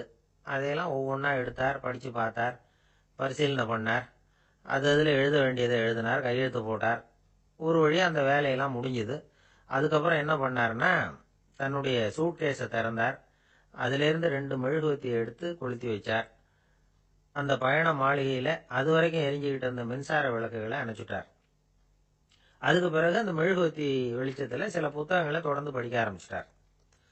அந்த பயண மாளிகையில் பணியாளராக இருந்தவர் இதை பார்த்துட்டு ஓடி வந்தார். மறுபடியும் மின் விளக்கு போடுறதுக்காக போனார். விஸ்வேஸ்வரய்யா அதை பார்த்துட்டு போட வேணாம்ட்டாராம். இது வரைக்கும் நான் அரசாங்க அலுவல்களை கவனிச்சுக்கிட்டு இருந்தேன், அதனால மின் விளக்குகள் அப்போ எரிஞ்சதுல தப்பு இல்லை. இப்போ நான் புத்தகம் படிச்சுக்கிட்டு இருக்கேன், இது என்னுடைய சொந்த வேலை, இங்கே இருக்கிற மின் விளக்கு அதுக்காக ஏன் எரியணும் அப்படின்னு கேட்டாராம். இப்போ இருக்கிற சில அரசு பணியாளர்கள் கிட்ட இந்த சம்பவத்தை பேச்சோட பேச்சா சொல்லி பார்த்தேன். அவங்களால இதை ஜீரணிக்கவே முடியல. நேர்மை தேவைதான் சார், அதுக்காக அவ்வளவு தூரத்துக்கு அது தேவையா அப்படிங்கிறாங்க. விஸ்வேஸ்வரய்யா அப்படி பண்ணினது தான் ஒரு நேர்மையாளர் அப்படின்னு இந்த உலகத்துக்கு நிரூபிக்கணுங்கிறதுக்காக இல்லை. தான் அப்படி நடந்து காட்டினா தன்னை சுற்றி இருக்கிறவங்களும் அதை கேள்விப்படுறவங்களும் முடிஞ்ச அளவுக்கு பொது வாழ்க்கையில் அரசு பணியில் நேர்மையை கடைபிடிக்க முயற்சி பண்ணலாமே அப்படிங்கிறதுக்காக தான். இப்பவும் சில பேர் இருக்கிறாங்க, இவங்க ஆஃபீஸ் வேற வீடு வேறன்னு நினைக்கிறது இல்லை, அவ்வளோ உரிமை. ஒருத்தர் அப்படிதான், அவருக்கு அவசரமாக 5000 ரூபாய் தேவைப்பட்டது. ஆஃபீஸு பணத்தை எடுத்துக்கிட்டார். அந்த நேரம் பார்த்து ஆடிட் வந்துட்டுது. ஆப்பிட்டுக்கிட்டார். விசாரணை நடக்குது. அவர் சொல்றார், சார் நான் நேரம் காலம் பார்க்காம ஆஃபீஸில் வேலை செய்வேன், ஏன்னா அதை என்னோட ஆஃபீஸாக நினைக்கிறேன்.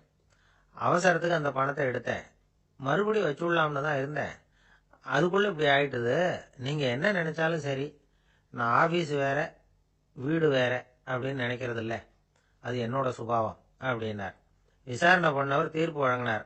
உங்க சுபாவத்துக்கு மதிப்பு கொடுத்து நானும் தீர்ப்பு வழங்குறேன். நீங்க கொஞ்ச நாள் ஜெயிலில் இருந்துட்டு வாங்க, அது உங்களுக்கு கஷ்டமா இருக்காதுன்னு நினைக்கிறேன். ஏன்னா அங்க போனாலும் நீங்க உங்க சுபாவப்படி வீடு வேற ஜெயில் வேறன்னு நினைக்க மாட்டீங்க அப்படின்னாராம். இந்த உலகத்துல மனுஷன் எவ்வளவோ தவறுகள் செய்யறான். அதுக்கெல்லாம் என்ன காரணம்? அதை பத்தின ஆராய்ச்சி தான் இன்னைக்கு. இதுக்கு ஆராய்ச்சி என்னத்துக்கு, அது தெரிஞ்ச விஷயம் தானே அப்படின்னு நீங்க நினைக்கலாம். ஆனா அப்படி அலட்சியமா இந்த விஷயத்தை விட்டுறக்கூடாது. பொதுவா எல்லோரும் நினைக்கலாம், எது சரி எது தவறு அப்படின்னு தெரியாததுனால தான் மனுஷன் தப்பு பண்றான் அப்படின்னு. ஆனா அப்படி சொல்லிட முடியாது.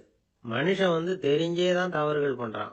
இப்போ உதாரணத்துக்கு ஒரு சாலையில இடது பக்கம் போக வேண்டிய ஒருத்தர் நடுக்கோட்டை தாண்டி வலது பக்கமா வண்டியை ஓட்டிட்டு போறாருன்னு வச்சுங்க. என்னப்பா இது தப்பு இல்லையா அப்படின்னு அவர்கிட்ட கேட்டா, அதெல்லாம் எனக்கு தெரியும், நீ உன் வேலையை பார்த்துட்டு போ அப்படிம்பார். வலது பக்கமா போறது தப்புன்னு தெரிஞ்சே தான் அவர் அப்படி செய்யறார், அப்படி போறார். பெரிய உத்தியோகத்துல இருக்கிறவங்க கூட லஞ்சம் வாங்குறாங்க. அவங்களுக்கெல்லாம் லஞ்சம் வாங்குறது தப்புன்னு தெரியலன்னு அர்த்தம்? திருடுறது தப்புன்னு தெரியாமலாம் மனுஷன் திருடுறான்? நல்லாவே தெரியும். நீங்க வேணும்னா கேட்டு பாருங்க, வேற வழி இல்லை அதனால தான் திருடுறேன்பா. திருடுறது ஒரு புண்ணியமான காரியம்னு திருடனே கூட சொல்ல மாட்டான். திருடுறது தவறுங்கிறது திருடனுக்கு தெரியும் அப்படிங்கறத விளக்கறதுக்காக ஒரு பெரியவர் ஒரு கதை சொன்னார். அதாவது 2 திருடர்கள் 2 பேரும் சேர்ந்து ஒரு வீட்டுக்கு போய் ஒரு 10,000 ரூபாயை திருடிட்டு வந்துடுறாங்க. ஒரு காட்டு வழியா வந்துகிட்டு இருக்கிறாங்க. இன்னும் விடியல. 2 பேருக்கும் தூக்கம் கண்ணை சுத்துது. சரி, இப்படியே ஒரு மரத்தடியில படுத்து தூங்குவோம், காலையில விடிஞ்சதும் இந்த பணத்தை 2 பேரும் பங்கு போட்டுக்குவோம் அப்படின்னு முடிவு பண்றாங்க. அதே மாதிரி படுத்து தூங்குறாங்க. நடு ராத்திரியில ஒரு திருடன் முழிச்சுக்கிறான். விடிகிற வரைக்கும் காத்துக்கிட்டு இருந்தா 5,000 ரூபா தான் கிடைக்கும், இப்பவே கம்பி நீட்டினா 10,000 ரூபா கிடைக்கும் அப்படின்னு யோசிச்சு பார்த்துட்டு ஒரு முடிவுக்கு வந்தான். மெதுவா அந்த 10,000த்தையும் சுருட்டிட்டு அடுத்தவனுக்கு தெரியாம ஓடி போயிட்டான். விடியுது. அடுத்தவன் எழுந்திரிச்சு பாக்குறான். பணத்தையும் காணல, பாகஸ்தனையும் காணல. இந்த திருடன் அந்த திருடனை திட்டுறான். திருட்டு பய, அயோக்கிய பய, இப்படி அநியாயமா கிளப்பிட்டு போட்டானே அப்படிங்கிறான். இதுல இருந்து என்ன தெரியுது? தெரியாம எடுத்துக்கிட்டு போறது திருட்டு, அயோக்கியத்தனம், அநியாயம் அப்படிங்கிறது இவனுக்கு தெரிஞ்சிருக்குது. அதனாலதான் அடுத்தவனை பார்த்து இப்படி திட்டுறான். அதனால தெரியாததுனால மனுஷன் தவறு பண்றான்னு சொல்றது சரியில்லை. அப்படின்னா மனுஷன் பண்ற தவறுகளுக்கு உண்மையான காரணம் தான் என்ன? இதே சந்தேகம் அர்ஜுனனுக்கும் வந்துதான். அதனாலதான் அவன் பகவானை பார்த்து கேட்கறான். மனுஷன் தன் விருப்பத்துக்கு விரோதமா ஏதோ ஒரு சக்தியினால பலாத்காரமா இழுக்கப்பட்டது மாதிரி பாவம் பண்றானே, அந்த சக்தி என்ன அப்படின்னு கேட்கறான். இதுக்கு பகவான் பதில் சொல்றார். காமமும் குரோதமும் தான் அந்த சக்திகள், அதாவது ஆசையும் சினமும். இது ரெண்டும் உன்னுடைய எதிரிகள் அப்படிங்கறத புரிஞ்சுக்கோ அப்படிங்கிறார். இன்னும் நுணுக்கமா பார்த்தா காமத்தினுடைய மறு உருவங்கள் தான் குரோதமும் லோபமும். ஆசை நிறைவேறலைன்னா குரோதம், அதாவது கோபம். ஆசை நிறைவேறிட்டதுன்னா லோபம், அதாவது பேராசை. பாவத்தை கண்ட்ரோல் பண்ணணும்னா அதுக்கு மெயின் சுவிட்ச் எது அப்படிங்கிறது இப்பதான் தெரியுது. அதுக்கு மனுஷன் தெரிஞ்சே தான் தவறு பண்றான் அப்படின்னு பேசிக்கிட்டோமே. அதுக்கு ஒரு உதாரணம். ஒரு ஆளு ஹோட்டல்ல சாப்பிட போனான். சாப்பிட்டு முடிச்சான். எழுந்திரிச்சு முதலாளி கிட்ட பில்லை கொடுத்தான். காசை கொடுக்கல. முதலாளி பணம் கொடுன்னு கேட்டார். இவன் என்கிட்ட பணம் இல்லைன்னா. முதலாளி கொஞ்சம் கூட அலட்டிக்கல. உள்ளே இருந்து ஒரு ஆளை கூப்பிட்டார். இவனை கூப்பிட்டுட்டு போய் இட்லி மாவு ஆட்ட சொல்லுனார். இவனும் கவலைப்படாம உள்ள போயிட்டான். அப்போ அழைச்சிட்டு போற ஆளு கேக்குறான், ஏன் சார் சாப்பிடுறதுக்கு முன்னாடி காசு இல்லைங்கிறது உங்களுக்கு தெரியாதா அப்படின்னு கேக்குறான். தெரியும், காசு இல்லைங்கிறதும் தெரியும், காசு இல்லாம சாப்பிட்டா மாவாட்டணுங்கிறதும் தெரியும் அப்படின்னா அந்த ஆள். அப்படின்னா நீங்க உங்க வீட்லயே சாப்பிட்டு இருக்கலாமே அப்படின்னு கேக்குறான் அவன். அதுக்கு இவர் சொல்றாரு, அது எப்படி, அங்க சாப்பிட்டாலும் நான் இதே வேலையை தானே செய்ய வேண்டியிருக்கும் அப்படின்னாராம்.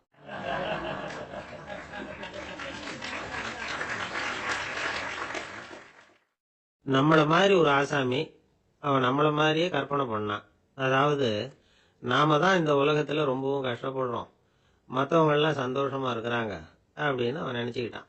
அவன் ஒரு நாள் கடவுளை வேண்டிக்கிட்டானா, சுவாமி, இந்த உலகத்துல எவ்வளவோ பேர் இருக்கிறாங்க, ஒவ்வொருத்தருக்கும் ஒவ்வொரு விதமான கஷ்டம் இருக்கலாம், ஒத்துக்கிறேன். இருந்தாலும் எனக்கு அது கொஞ்சம் அதிகமா இருக்கிறது மாதிரி தெரியுது. அதனால நீங்க எனக்காக ஒரு சின்ன உதவி செஞ்சா போதும். அது வேற ஒண்ணும் இல்லை, என்கிட்ட இருக்கிற துயரங்களை இன்னொருத்தர் யாருக்கிட்டையாவது கொடுத்துருங்க, அவர்கிட்ட இருக்கிற துயரங்களை என்கிட்ட மாத்தி கொடுத்துருங்க. ஒரு மியூச்சுவல் டிரான்ஸ்ஃபர், அவ்வளவுதான். அப்படி பண்ணிவிட்டா போதும் அப்படின்னு வேண்டிக்கிட்டானான். அன்னைக்கு ராத்திரியே அவன் ஒரு கனவு கண்டிருக்கான். வானத்திலிருந்து ஒரு குரல் கேட்டிருக்கு. அது என்ன சொல்லிச்சு தெரியுமா? ஏ ஜனங்களே, எல்லாரும் அவங்கவுங்க கஷ்டங்களை ஒரு பையில போட்டு எடுத்துக்குங்க. அப்படி எடுத்துக்கிட்டு நேரா இந்த ஊர் எல்லையில இருக்கிற கோயிலுக்கு சேருங்க அப்படின்னு அந்த குரல். ஆஹா, கடவுள் நம்ம பிரார்த்தனைக்கு செவி சாய்ச்சுட்டார் அப்படின்னு சந்தோஷப்பட்டான் இவன். உடனே என்ன பண்ணான், தன்கிட்ட இருந்த கஷ்டத்தையெல்லாம் ஒரு சாக்கு பையில போட்டு எடுத்துக்கிட்டான். வீட்டை விட்டு வெளியில வந்தான். தெருவில் இறங்கி நடக்கிறான். அங்க பார்த்தா ஏகப்பட்ட பேர் ஆளுக்கு ஒரு பைய தூக்கிட்டு கோயிலுக்கு போயிட்டு இருக்கிறாங்க. சில பேர் மூட்டையா கட்டி தலையில சுமந்துக்கிட்டு போயிட்டு இருக்கிறாங்க. இவன் பார்த்தான். இவனுக்கு ரொம்ப ஆச்சரியமா இருந்தது. ஏன்னா எல்லாரும் வச்சிருக்கிற பைய இவன் பையை விட பெருசா இருந்தது. இவன் பை தான் இருக்கிறதுலயே கொஞ்சம் சின்னதா தெரிஞ்சது. இப்ப அவன் மறுபடியும் சாமியை வேண்டிக்கிட்டான், கடவுளே இப்போ உள்ள சூழ்நிலையை கவனிச்சா என்கிட்ட இருக்கிற பையே பரவாயில்லன்னு தோணுது. அதனால வேற ஒரு பை எதையும் மாற்ற வேணாம், இதுவே பரவாயில்ல, இந்த பையோட திரும்பி வீட்டுக்கு போனா போதும்னு நினைக்கிறேன் அப்படின்னு எதோ நினைக்க ஆரம்பிச்சுட்டான் அவன். எல்லாரும் கோயிலுக்கு போய் சேர்ந்தாங்க. கோயில்ல அந்த குரல் மறுபடியும் கேட்டுது. எல்லாரும் அவங்கவுங்க பைகளை சுவத்துல தொங்க விடுங்க, திடீர்னு விளக்குகள் அணையும், மணி அடிக்கப்படும், அதுதான் அடையாளம். அந்த சமயத்துல இருட்டுல உங்களுக்கு வேண்டிய பைய நீங்க மாத்தி எடுத்துக்கலாம், தேர்ந்தெடுத்துக்கலாம். வெளிச்சம் இருக்கிறப்பவே உங்களுக்கு பிடிச்ச பைக்கு பக்கமா பார்த்து நீங்க நின்றுக்கலாம் அப்படின்னு சொல்லி விவரம் சொல்லிச்சான் அந்த குரல். அப்படி சொன்னதுக்கு அப்புறம் திடீர்னு விளக்கு அணைஞ்சுது, மணி அடிச்சுது. கொஞ்ச நேரம் கழிச்சு மறுபடியும் விளக்குகள்லாம் எரிஞ்சுது. இப்போ பார்த்தா எல்லாரும் அவங்கவுங்க பையையே கெட்டியா பிடிச்சிட்டு நிக்கிறாங்க. இவனும் அப்படியே நிக்கிறான். இவன் மெதுவா பக்கத்துல நிக்கிறவங்கிட்ட கேட்டானா, ஏன் நீங்க பைய கையிலேயே வச்சிருக்கிறீங்க, செவுத்துல மாட்டலையா அப்படின்னு கேட்டிருக்கான். இல்லப்பா, நீ ஏன் கையிலேயே வச்சிருக்கிறியோ அதே காரணத்துக்காக தான் நாங்களும் வச்சிருக்கிறோம். நம்ம கவலைகளை பத்தி நமக்கு ஓரளவுக்காவது தெரியும். ஆனா மற்றவங்க கவலைகள் நமக்கு பரிச்சயம் இல்லாதவை, பழக்கம் இல்லாதது. அதனால நமக்கு தெரிஞ்ச கவலைகளை சமாளிக்கிறது சுலபம். தெரியாததை சமாளிக்கணும்னா மறுபடியும் ஆரம்பத்துல இருந்து ஆரம்பிக்கணும். அதனால பழைய நண்பர்களோட வாழறது தான் மேல் அப்படின்னு நானான். அதுக்கப்புறம் அவன் தன்னோட பையே போதும்னு வீட்டுக்கு திரும்பி வந்துட்டானான். இது ஒரு பெரியவர் சொல்லியிருக்கிற கதை. அதனால நம்ம கிட்ட இருக்கிற கஷ்டங்கள் தான் பெருசு, அதை இன்னொருத்தங்கிட்ட கொடுத்துட்டு மாத்திக்கலாம் அப்படின்னு நினைக்கிறது தப்பு. இதே மாதிரி இன்னொரு சம்பவம். ஒரு ஊர்ல ஒரு நாள் ராத்திரி ஆகாயத்திலிருந்து கடவுள் குரல் கேட்குது. இந்த ஊர்ல இருக்கிற ஜனங்கள்லாம் கொஞ்சம் கவனிங்க, உங்களுக்கு ஒரு செய்தி. அதாவது இங்க இருக்கிற ஜனங்கள்லயே கொஞ்சம் கூட கவலையே இல்லாத ஆள் யாருன்னு எனக்கு தெரியணும். அதனால எல்லாரும் அவங்க கவலைகளை ஒரு பையில போட்டு எடுத்துக்கிட்டு கோயிலுக்கு வாங்க அப்படின்னாரு கடவுள். உடனே வரிசையா எல்லாரும் வர ஆரம்பிச்சாங்க. எல்லார் கையிலயும் பை இருந்தது, சின்னதும் பெருசுமா. கவலையே இல்லாத ஆள் யாருன்னு தேடினார் கடவுள். ஒரே ஒரு ஆள் மட்டும் கையில எதுவும் இல்லாம வெறும் கையை வீசிக்கிட்டு ரொம்ப ஜாலியா நடந்து வந்துகிட்டு இருந்தான். கடவுள் அவங்ககிட்ட போனார். ஏன்பா உனக்கு கவலையே இல்லையா அப்படின்னு கேட்டார். எனக்கும் சில கவலைகள்லாம் உண்டு அப்படின்னு அவன். எங்க அதெல்லாம்னு கேட்டிருக்கார் கடவுள். பின்னாடி லாரியில வந்துகிட்டு இருக்கு அப்படின்னு அவன்.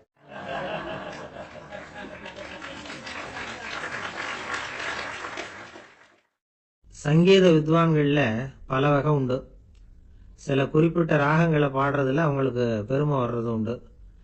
ஆனா ஒருத்தர் இருந்தார், அவரால் ஒரு ராகத்துக்கே பெருமை வந்தது. அந்த ராகத்தை அவர் வாசிச்சு கேட்கணும் அப்படின்னு சொல்லுவாங்க. அது என்ன ராகம்னா தோடி ராகம்.